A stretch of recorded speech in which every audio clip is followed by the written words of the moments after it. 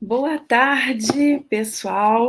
Boa tarde, quem está aqui comigo, para mais uma live da minha maratona de lives sobre padrões negativos que nos impedem hoje de agir muito mais, né? E todo esse estudo é fundamentado na terapia dos esquemas. Mais uma vez, eu vou fazer aqui um breve resumo para quem está assistindo pela primeira vez. E essa terapia dos esquemas mapeia 18 formas de comportamento negativos que hoje nos impedem de agir, né? E eu já fiz seis, fazendo as contas, 8 com 6, 14 lives sobre 14 comportamentos negativos. Estão todas elas gravadas, se você está assistindo hoje pela primeira vez, estão todas gravadas aqui no meu Facebook, no Insta, no YouTube.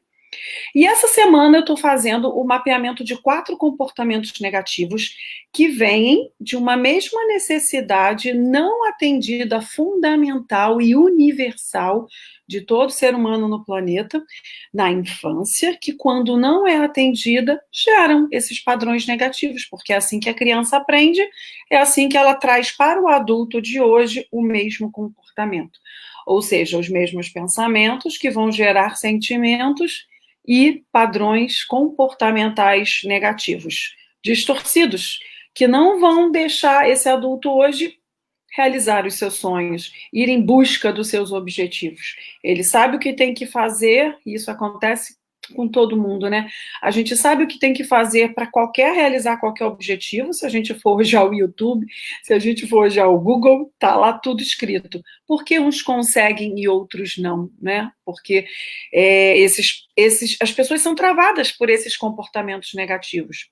Então vamos lá, durante essa semana eu expliquei um pouquinho ontem, eu estou a falar da quinta necessidade não atendida, que é uma liberdade de expressão da criança.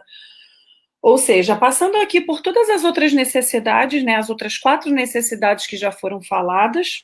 Na sua primeira infância, a criança precisa de amor, de conexão, de pertencimento, de segurança, de se sentir acolhida no ambiente, né?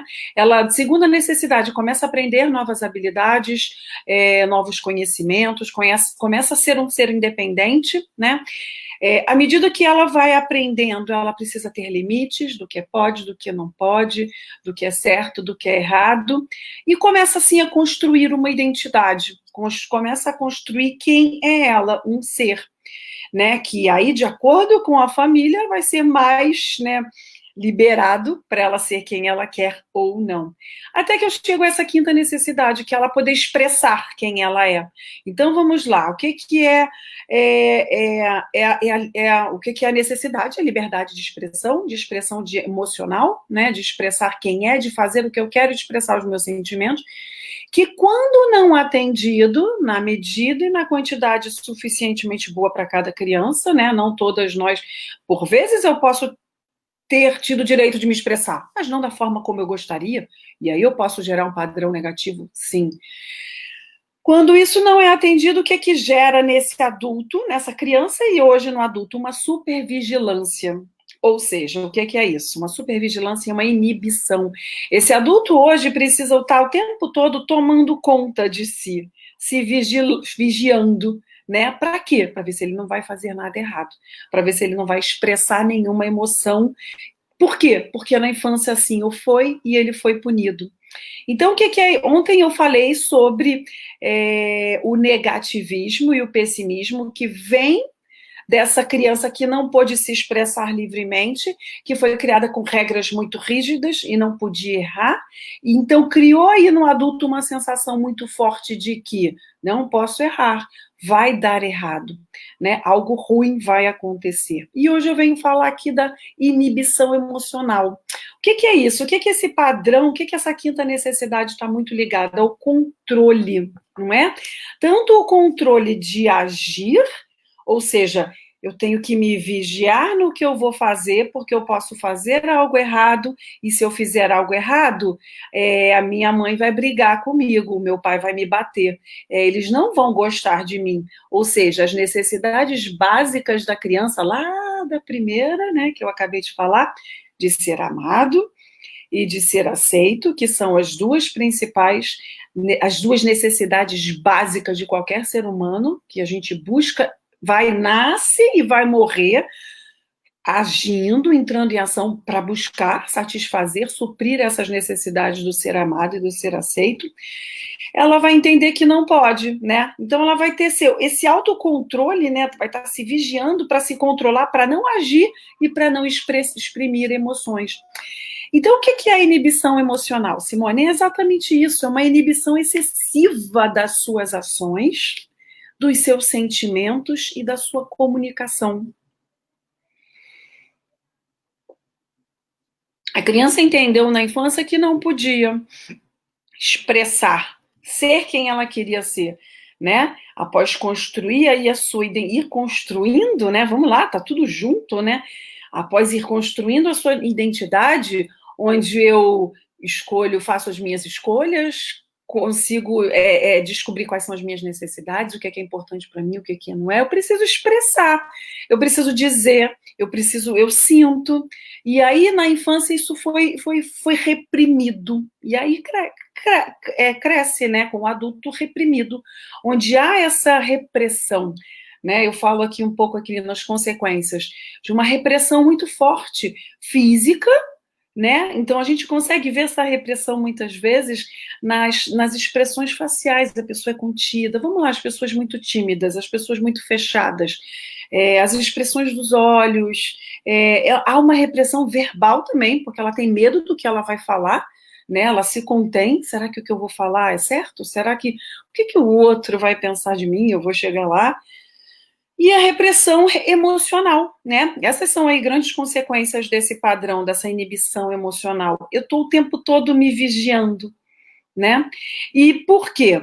Isso que à custa da felicidade, à custa de um relaxamento. Imagina o que essa criança perdeu, não foi permitida viver toda a sua criatividade, toda a sua espontaneidade da criança, ser criança, né?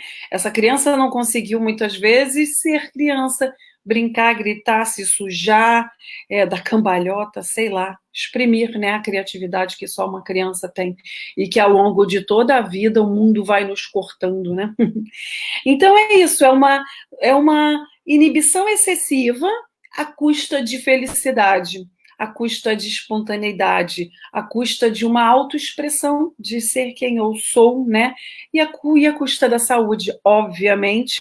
Isso já é mais do que provado, isso já é mais do que divulgado, que suprimir emoções, reter emoções, guardar emoções causa doenças, sim, né? As doenças psicossomáticas, doenças de fundo emocional, de fundo de pele, né? Respiratório e pele está diretamente ligado a suprimir essas emoções. Eu sou prova vivíssima disso.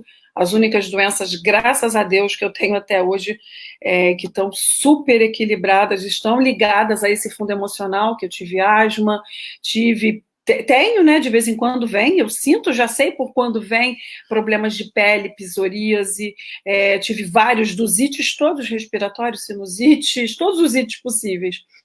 Faringite, laringite, otite, sinusite, isso tudo está muito diretamente, 100% ligado diretamente, sim, ao emocional.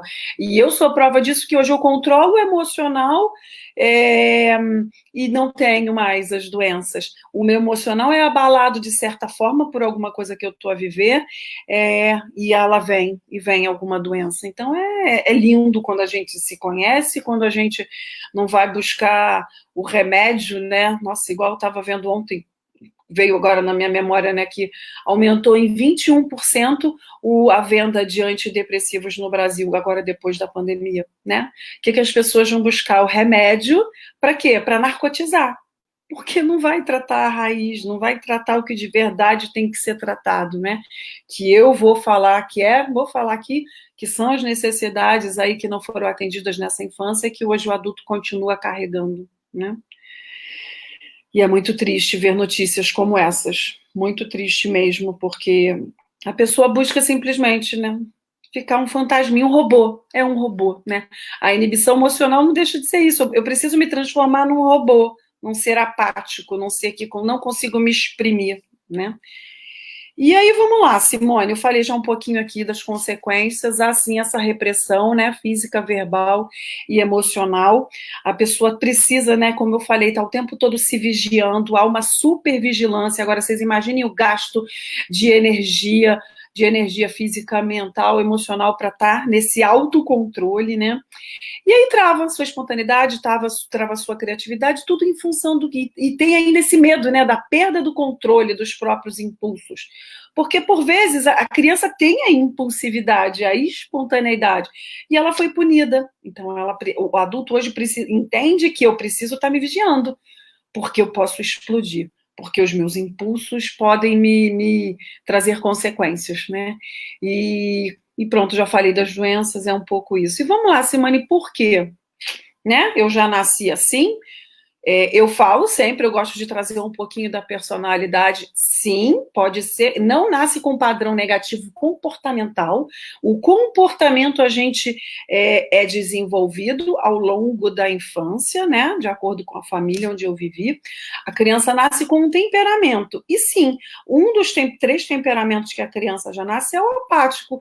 Então pode ser sim que a criança seja mais quieta, né? Ela não é aquela criança mais agitada que seria o outro temperamento. Então, vai haver a junção desse temperamento que a criança nasce com as experiências vividas ao longo dessa infância. Então, e ela pode ser esse temperamento mais calmo, mas expressar suas emoções e não ter nenhum padrão negativo ativado, né? Se eu trouxer um pouquinho aqui, já que eu estou falando de personalidade, eu trago um pouquinho de personalidade, porque esse estudo também, esse mapeamento também faz parte dos meus processos de coaching, né?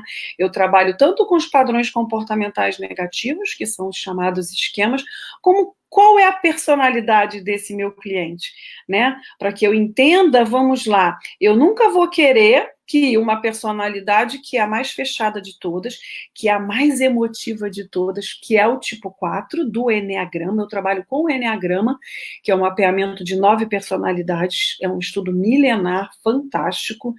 Eu não vou querer que o tipo 4, que é o mais emotivo, ele é, de certa forma, mais introjetado nele próprio, mais fechado, ele tenha a inibição, ele vai ter um pouquinho de inibição emocional, mas não impede de se posicionar, não impede ele de se expor aos seus sentimentos.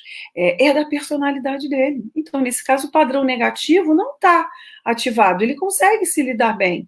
Agora, imagina o contrário, se eu tenho uma personalidade mais explosiva, por exemplo, o tipo 7, eu sou um tipo 7 que tem a espontaneidade da criança à flor da pele, você tem um esquema de inibição emocional, né? É uma briga, é uma luta ali na mente, mas eu quero ser mais expansiva. Não, mas não, o que o outro vai pensar? O que o outro vai pensar? Fica quieto. E aquelas, né? O crítico interno aqui brigando. Então, essa briga, ao longo desse processo, né, de autoconhecimento, de coaching que eu faço, a gente faz o equilíbrio disso, né? Eu entender o que é meu, da minha personalidade, que eu não mudo, né? Eu, claro, potencializo, trabalho, tenho a consciência e trabalho, mas vai ser meu. Eu vou para sempre ser expansiva, mas hoje eu, por exemplo, eu consigo entender claramente quando não é hora, quando é preciso falar mais calmo, e ter mais foco, pronto, tudo aquilo que eu não tinha, que era da minha, né, personalidade. E aí, vamos lá. Voltando aqui, como isso nasce na infância, Simone? A família é muito repressora, claro, é muito rígida. Vamos lá, o que eu falei lá no início? Existe muito o controle. E é assim, essa família, ela exige, tudo é muito rígido, é inflexível, tem que ser assim. Então a criança entende que não, pronto, abafa logo a espontaneidade. Então ela entende que precisa ficar quieta. É aquela coisa do engole esse choro. O que eu já estou dizendo aqui? O que a criança entende? Que precisa ter o controle, não só do que ela vai fazer, como do que ela vai sentir.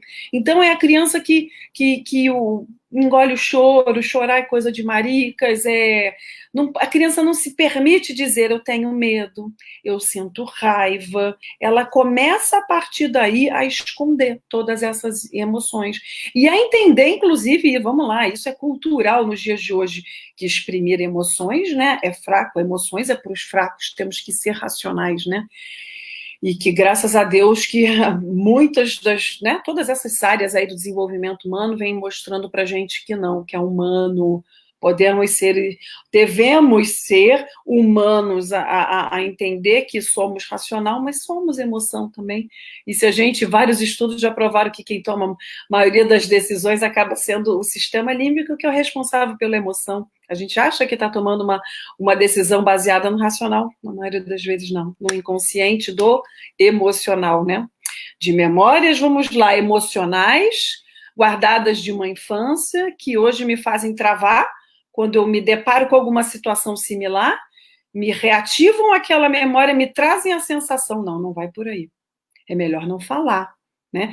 Então aqui tem, nossa, esse é um dos esquemas assim dos padrões negativos que eu atendo muitos clientes com eles, né? Com ele e vem, claro, histórias na escola, por exemplo, um amiguinho vai falar alguma coisa na frente da turma e, por exemplo, trava ou a professora diz que está errado, por exemplo, já sofre ali na frente alguma forma de humilhação, naquela época, para criança é uma humilhação, e vamos lá, o medo de falar em público é um dos principais medos, já teve alguma pesquisa, agora não me lembro qual, mas que era maior que inclusive o medo da morte, olha isso. E se a gente for parar para pensar, o medo de falar em público não existe. Não existe. Porque o que existe é o quê? É o julgamento que o outro vai fazer. É o que ele está pensando que está olhando para mim. Será que eu estou muito magra? Será que eu estou gorda? Será que eu estou falando direito? Será que eu falo alto? Será que eu falo baixo? Será que meu cabelo hoje está muito... Pronto, um monte das hienas, né? Para quem é do Instituto Viver com Propósito, a gente fala que são as nossas hienas. Que são esses monstrinhos que ficam aqui falando um monte de besteira pra gente, né? Lutando contra a gente. Então é isso que a criança faz, ela entende lá na infância que não pode expressar, ela não tem essa liberdade de expressar, ela precisa se vigiar. E hoje o adulto faz isso, né? Então ele não se posiciona, ele não identifica as emoções, isso é um ponto muito interessante. Isso acontece muito quando, por exemplo, nos meus atendimentos, eu vou sempre buscar, né? Eu vou sempre. A gente faz o quê? Uma associação do que o adulto vive hoje com alguma coisa, alguma situação da infância. Porque isso está se repetindo hoje. E por vezes eu peço assim: me conta uma experiência, por exemplo, onde você se sentiu muito alegre na sua infância. Ou você se sentiu muito triste, ou você sentiu muita raiva. Claro que a resposta campeã das campeãs, inclusive eu dava essa resposta também, e depois com meus estudos e o meu auto-coaching e o meu coaching também, com uma coach que eu continuo fazendo, eu fui entendendo que a resposta de que não, eu não lembro de nada da infância não existe. O que é já isso? É a mente racionalizando para que você não vá mexer lá onde é melhor não tocar, porque aí gera dor. Ali eu sofri e a mente vai. A mente é muito inteligente, ela vai fugir disso aí. Então, que é a primeira resposta? Eu não lembro de nada da infância. Lembra, a gente lembra. Através de técnicas, de vivências, claro, de sensações. Pode ser que a gente não tenha a memória exata, mas vão vir sensações que vão trazer, sim, várias situações da infância. E aí, o que acontece? Quando eu peço uma situação, por exemplo, de alegria, a pessoa diz, eu não lembro de quando eu era alegre. E aí você fica assim, ué, será que essa pessoa nunca teve uma situação alegre, um momento feliz na infância? Não, ela teve. Mas vamos lá, o que ela já tinha feito? Eu preciso esconder a emoção. Eu não, preciso não mostrar. Então, ela não associa a situação, o que aconteceu, a uma emoção. A emoção estava lá, mas a mente dela, o cognitivo, não estava presente para essa emoção, não há essa associação. Então, você não consegue nem saber se naquele momento eu estava feliz, se eu estava triste, né? E, de novo, porque já começou ali a reprimir, né, as suas emoções. E um pouco aqui que eu falei, sempre o medo da crítica, sempre o medo da punição, sempre o medo do que o outro vai falar, do que era, vamos lá, hoje o meu medo do que o outro vai dizer, né? Vamos lá, eu quando comecei a gravar vídeos, nossa, eu tinha vários esquemas ativos, eu falo isso sem problema nenhum, inclusive o da inibição emocional, inclusive o do perfeccionismo. Se você está aqui hoje, amanhã eu vou falar sobre o perfeccionismo, que é o campeão de atendimento de pessoas, né, que hoje travam mesmo, não fazem, não entram em ação por conta desse perfeccionismo, que está todo ele explicado na infância. E aí eu vou gravar um vídeo. Era um parto para gravar um vídeo, era muito difícil, porque não era sobre o que eu estava fazendo, era o que o outro ia dizer, né? E mais uma série de crenças. E se ninguém me ouvir, e se ninguém, tipo, se eu fosse antes, se ninguém quiser me ouvir, porque eu entendi que na minha infância eu não era ouvida, eu não podia me expressar. Eu fui com uma família muito, muito, muito rígida. Então, e eu era 7, queria que fosse tudo do jeito que eu queria, era aquela criança muito levada, então fui muito reprimida, não podia me expressar.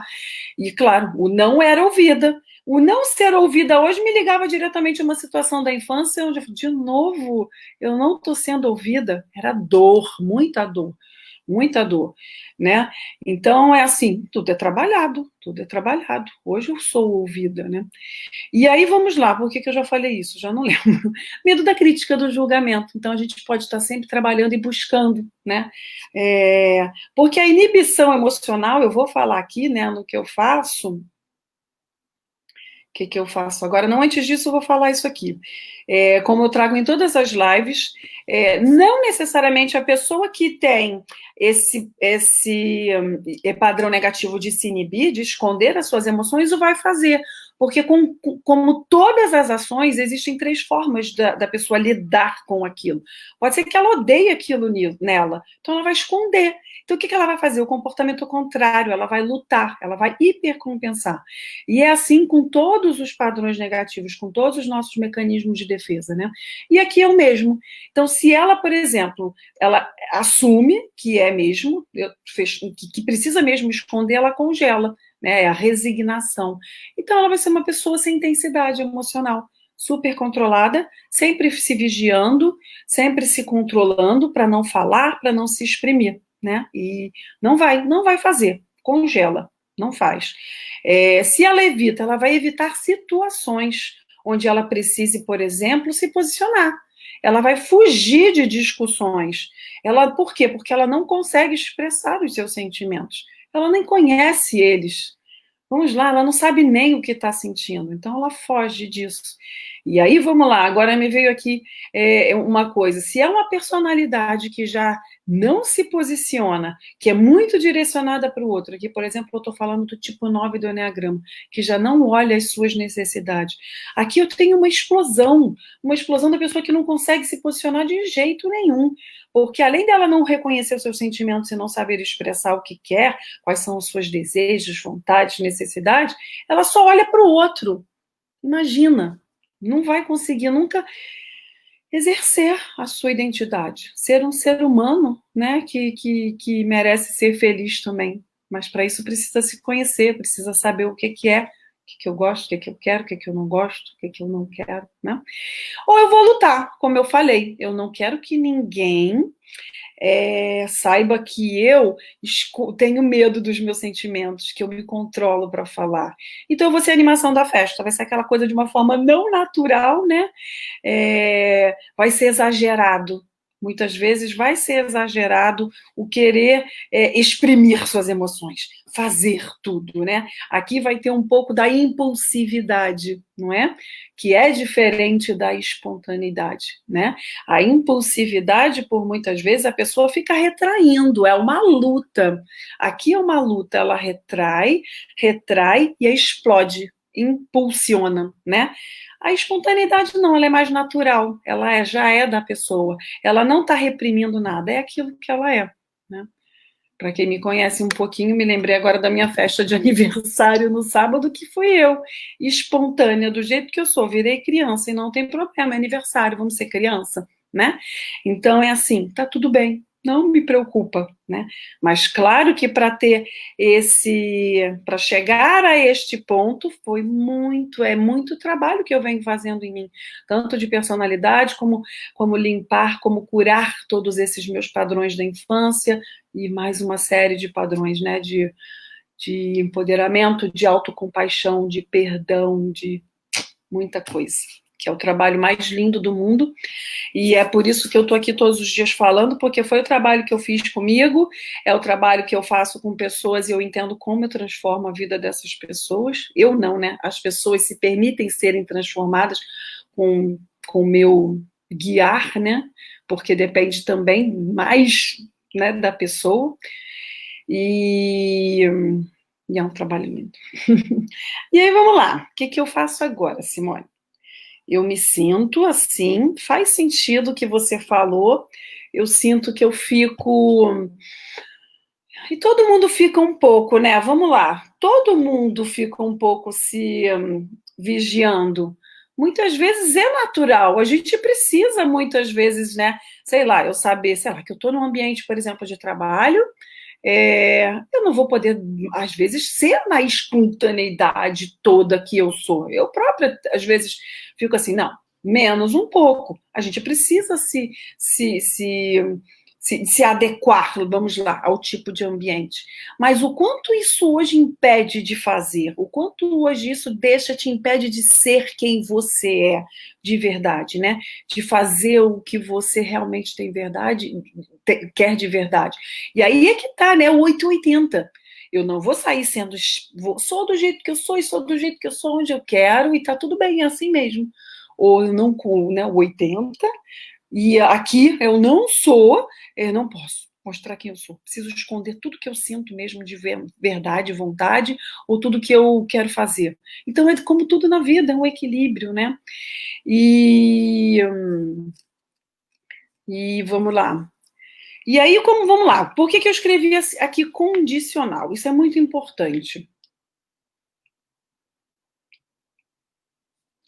Essa inibição emocional, como eu falei, ela está ligada à criança não poder ter liberdade de expressão. Ela começa... Só que esse padrão negativo, ele está muito ligado à primeira necessidade da infância, que qual é?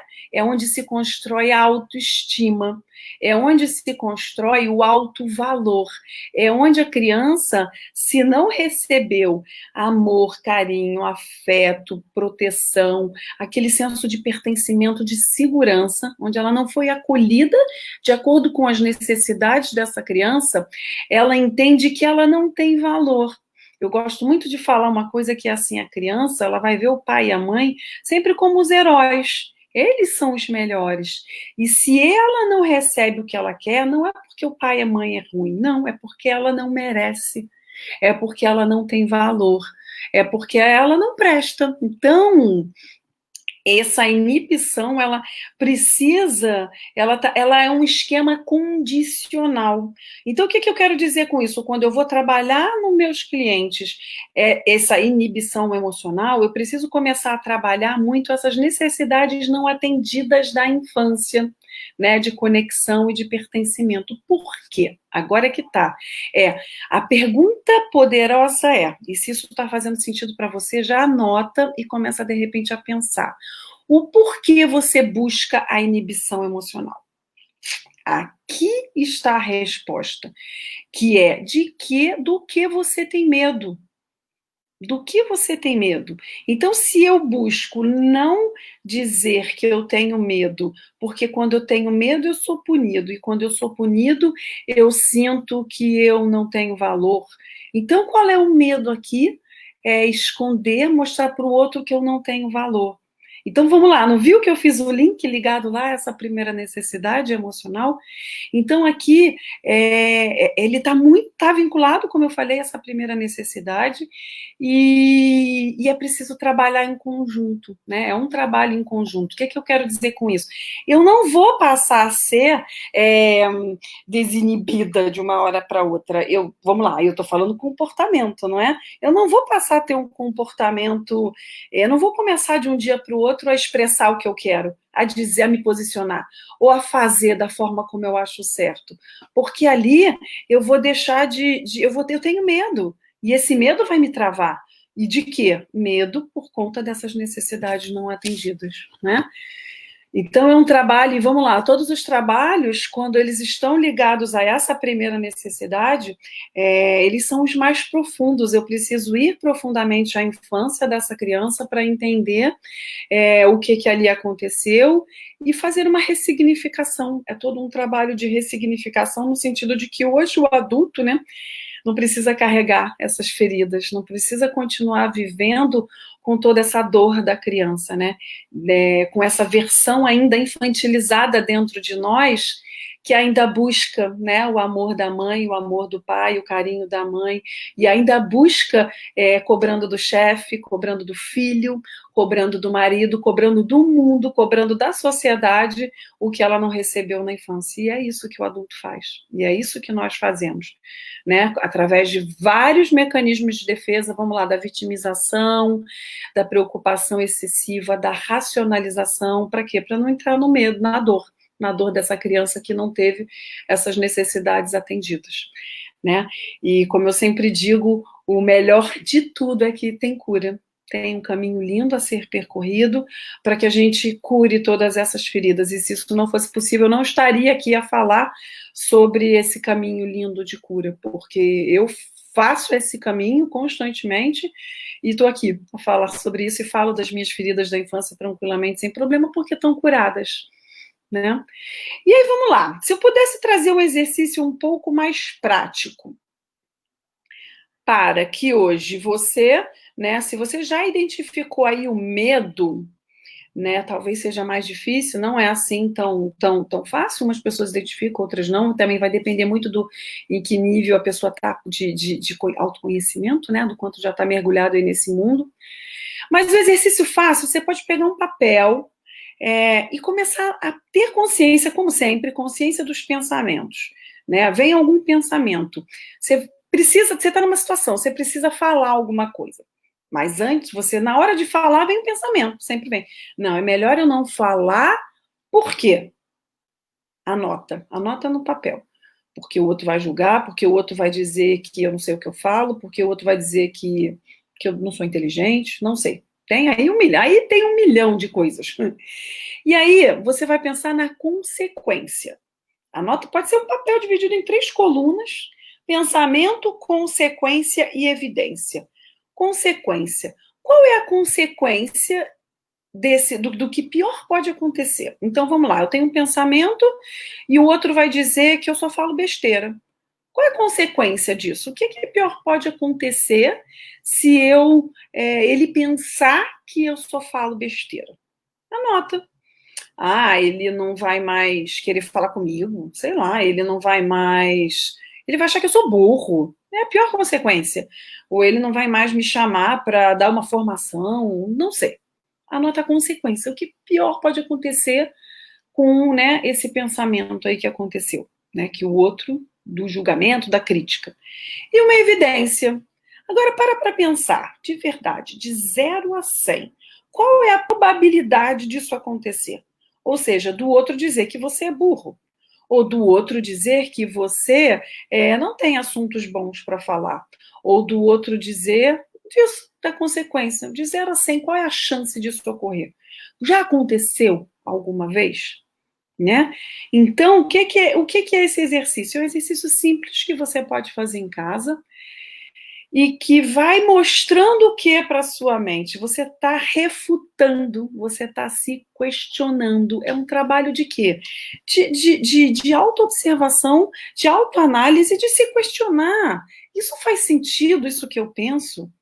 Né? E esse é um trabalho que cada um pode fazer consigo mesmo, para começar a entender que todos esses pensamentos, na maior parte das vezes, 99% não acontece o que a gente acredita que vai acontecer. Só que esses pensamentos nos impedem de agir. E vamos lá, se eu voltar ao que eu falo sempre, por que uns vão e fazem e outros travam? São sempre esses pensamentos que não nos deixam avançar, não é? E vamos lá.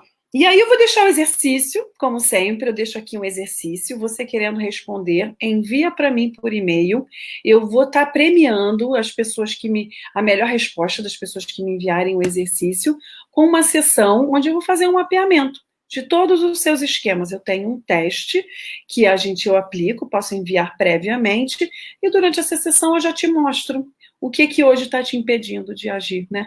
Qual é o seu objetivo, o que você quer aí fazer, não consegue, ou já tentou, ou é um sonho antigo, ou precisa resgatar, né, algum sonho, mas que hoje eu consigo te dizer exatamente o porquê que você não faz, o que aconteceu na sua infância que hoje se repete, né? Vou aproveitar para falar da sessão de ontem, quem ganhou foi a Ana Maria, ela me respondeu sobre o negativismo. Vou entrar em contato com você, Ana Maria, para a gente marcar essa sessão. E vamos lá, o exercício de hoje é: consegues identificar esse medo, né? Como eu perguntei, o porquê você busca a inibição emocional? O que hoje te leva a esconder os seus sentimentos, a esconder o que de verdade você quer fazer? Por que você precisa tanto desse controle? Qual é o medo que está aí por trás? E de que forma isso ele te afeta, esse medo, né?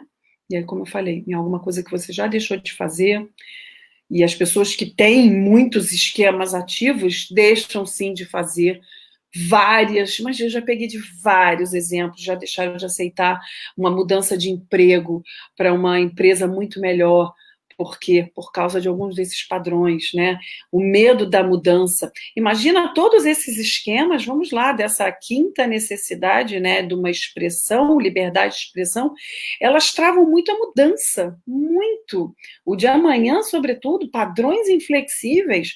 Como é que eu vou mudar se eu preciso fazer sempre assim? Tem que ser sempre assim. Se eu tiver uma mudança, eu não vou saber como eu vou fazer. Não vou ter mais né, o saber. Então não muda.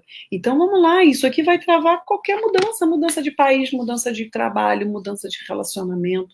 E a pessoa vai passar uma vida toda a fazer exatamente igual, com muito medo, né? E aí, esse é o exercício de hoje. Eu sempre copio e colo lá num comentário do Facebook. E você pode mandar para cá, para o e-mail, para o simoneinstitutovp.pt. Para quem não sabe, está assistindo, de repente, a live, eu faço parte do Instituto Viver com Propósito, que também a gente tem bastante material, tudo no YouTube também do Rafael Nassif. Ainda ontem tivemos uma aula espetacular que teve muito a ver com o padrão, com o esquema que eu falei ontem do negativismo. Ele deu um exercício fantástico também para lidar com essas hienas, com o nosso crítico interno. Também pode ir lá e buscar também muito material. E é isso, nossa, hoje falei mais. Vamos lá. Live de amanhã. Padrões inflexíveis e postura crítica exagerada. Se você tem aí colado nas suas costas o perfeccionismo, o famoso e maldito perfeccionismo, não perde a live de amanhã, porque conforme eu faço aqui em todas as lives, eu vou explicar como é que isso nasceu na infância, vou dar alguma dica de como a gente pode trabalhar isso. E é isso, mais uma live fantástica, gratidão por quem está aqui me ouvir. Alguma dúvida, algum questionamento, pode mandar aqui pelo Facebook, vou estar postando depois isso no Instagram, no YouTube. Se isso fez sentido para você, se você conhece pessoas que podem estar aí se beneficiar desse conteúdo, que eu acredito que muita gente, com certeza, compartilha, e estou aqui, disponível para passar esse caminho lindo que mudou a minha vida completamente e que eu acredito verdadeiramente de coração que pode mudar a vida de muitas e muitas e muitas pessoas para ser feliz. É isso. Beijo no coração de cada um de vocês.